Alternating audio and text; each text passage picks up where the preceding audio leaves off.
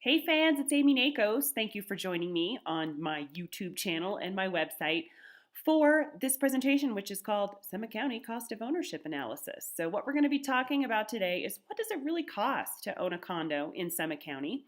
And is it something that can work for you as an investment? I get asked that all the time. So we are going to run through real life examples in this very number specific slide. So right here, you're seeing my contact info. And you can visit my website, phone number, you can email me, and I look forward to hearing from you if you have any questions on this. So let's move on to the presentation. All right. So on this software, I don't have the ability to use my pointer when I'm speaking about this chart, so I'm going to do my best to reference so you can follow. Now, for those of you who you want the spoiler alert, you want the bottom line, we're going to go to the bottom of the chart at the total economic impact and your total return on investment. So after looking at the purchase of a condo, including your rental income and your tax write-off, you're seeing that annually you can expect a 7.6 to 13% annual or annual return on the cash you laid down. All right, so 7.6, 12, 13, 11.9% return on the cash you put down on your unit. All right, so if you're bored, if you don't care about going through each line by line here, you can go ahead and stop this video, stop the presentation, move on with your life. But for those of you who like Excel spreadsheets and like the detail, let's go through this together. So I'm going to start at the top of the chart and just work my way down. What you're going to see is I chose a cheap Breckenridge studio. I mean, that's relatively speaking, one of the cheapest Breckenridge studios I could find on the market.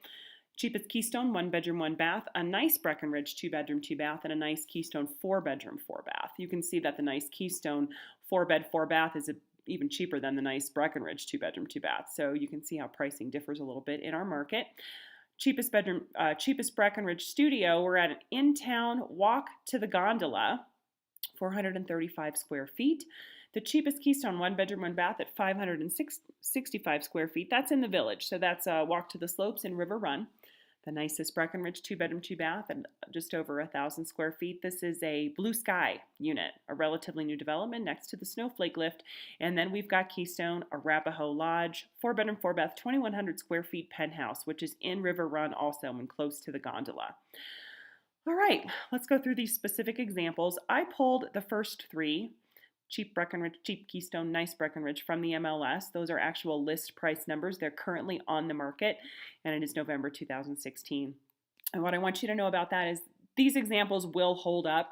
We did one of these 4 or 5 years ago, and the numbers were about the same. So just know that even though you might be watching this at a time where it could be a year from now, that these numbers still do remain relatively the same when we're looking at our return on investment. The Keystone Arapahoe Lodge, that one is a sold unit. So I had to pull that one from sold comps since I didn't have a good choice on what was on the market.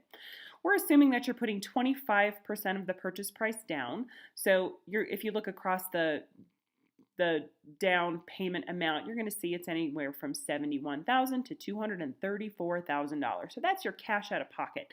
This number becomes important when we're looking at our total return on investment at the end of this analysis. So that's your cash out of pocket. We're going to say you're going to get a 3.8% interest rate. And with your principal and interest on a 30-year loan, those numbers 996, 1188, 3282, and 3206, that's your principal and interest for your mortgage. We're estimating taxes and insurance. Now, these numbers are pretty close because I pulled them from the MLS. So monthly, 110 for taxes and insurance, 107, 300, 301. Now, we're adding together principal, interest, taxes, and insurance. So you're going to see that number come across the screen here, 1,100, 1,295, 3,582, 3,507.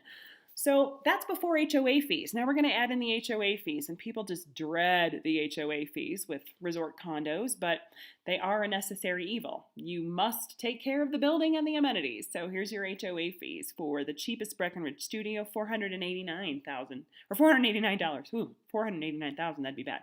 $489 a month. That's going to get you a couple hot tubs. And all of the other things homeowners associations do. Cheapest Keystone 1 bedroom, 1 bath, hot tub pool for that at $359 a month, underground parking and some ski storage. And within nicest Breckenridge again, $920 a month. There is not a pool in that complex, but there are hot tubs. Nicest Keystone 4-bedroom, 4-bath, pool, hot tub, underground parking, ski storage, $1,894 a month. That is a high HOA fee, but it's 2,100 square feet. HOA fees are determined based on the square footage of the unit, so that's why you're going to see that price being pretty high on the HOA fees. Okay, next line, total cost per month. This is what your outlay is per month. That's what you need to pay to maintain this condo.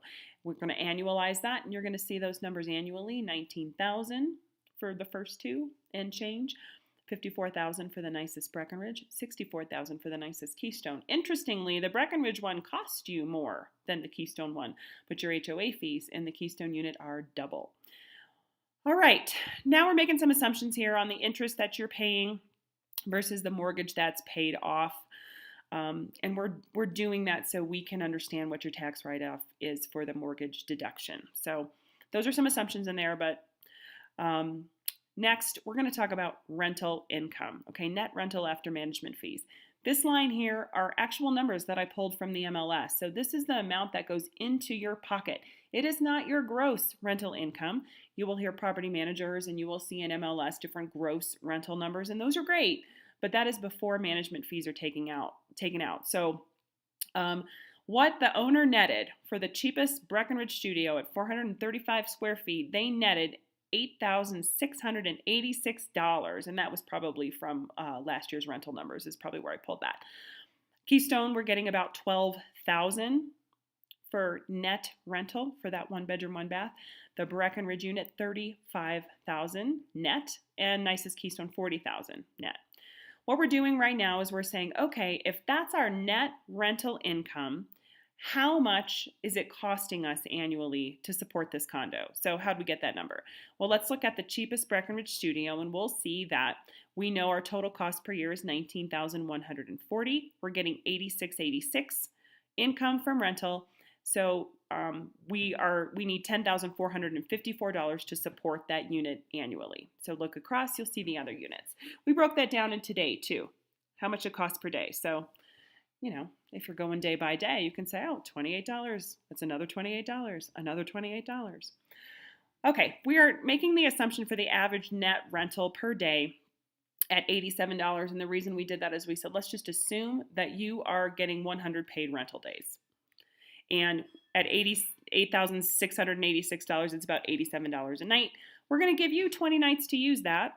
20 nights to use your own unit, and paid use 83%. So with 120 days of use, the paid use that is happening for that unit is 83%.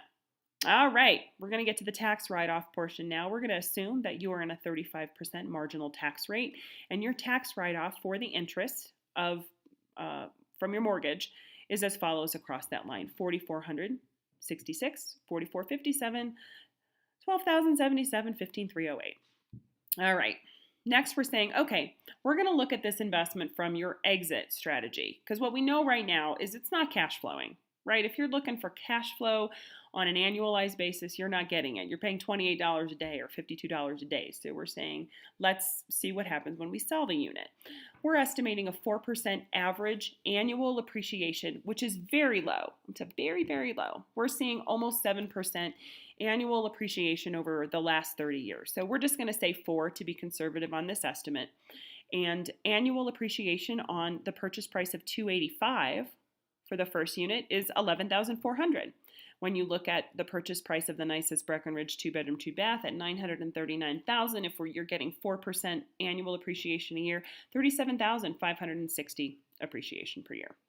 Now, total economic impact. So we're saying if you're getting, let's just use the cheapest Breckenridge for this example, $11,400 a year in appreciation, your total economic impact is $5,412. You are ahead of the game by $5,412 when you take your appreciation, your tax write-off, and then subtract how much you're paying for it a year. Look across the board there, you're going to see that the $10,000 is for the cheapest Keystone, $30,000 for the nicest Breckenridge, and $27,196 for the nicest Keystone. All right, how do we get to your return on investment? 7.6%, 12%, 13%, and 11.9% is when you take that total economic impact per year and you divide that by the cash you put down, which is the down dollar sign number. So, as you can see, we're looking at anywhere from 7.6 to 13% in this example return on your cash per year. So it is a consideration if you want to diversify and get out of the stock market or take some of your cash and pull it out of the stock market. It might be a great idea to get a Summit County condo and you get to use it 20 nights per year for you and your family. Hope you enjoyed this presentation. Let me know if you have any other questions or want more information. You can visit my website at amynakos.com, and I look forward to talking with you. Bye-bye.